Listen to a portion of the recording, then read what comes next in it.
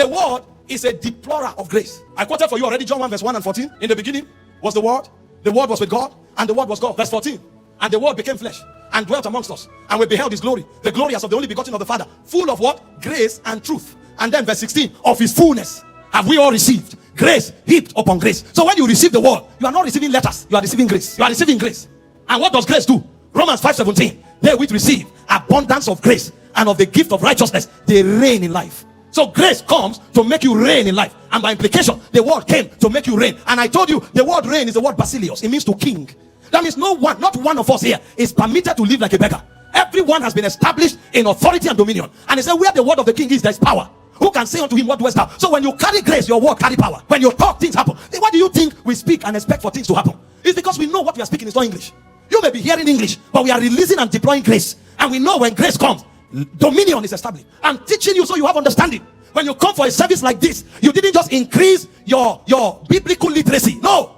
When you come for a service like this, you apprehended more grace. So the things that defeated you yesterday, you confront them today and they flee. And you know that it should be so. So when you leave a service like this on a Sunday evening, Monday should be a day of signs and wonders. Because you have come to draw more grace. You have come to ascribe more grace to yourself. So you can't go on Monday and it's the same. That's why when somebody troubles you, tell him they come. I am coming. All these words you hear that hit you and you are shouting, you think it's excitement. No, it's not excitement, sir.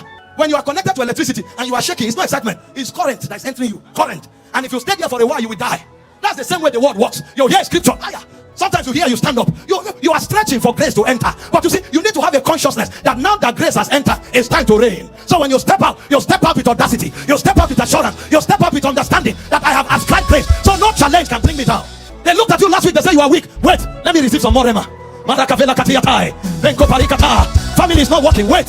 Business is not working. Wait, I need more rema. So when you came to church, even before pastor came, you are speaking in tongues. You are sharpening your antenna. Aristo, Fakira, Barakatuna, Zapakaite, Erotia, Barusta, and Torah. The moment he opens his mouth, they start coming like arrows. And you are catching.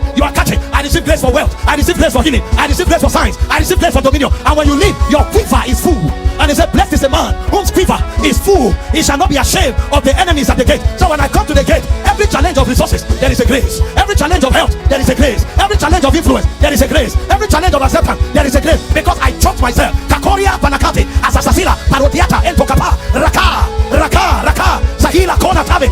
That's the Felida Fire, Mantoka. I don't know what you came here with, but I prophesy over you. Every crisis you entered here with, they go down now.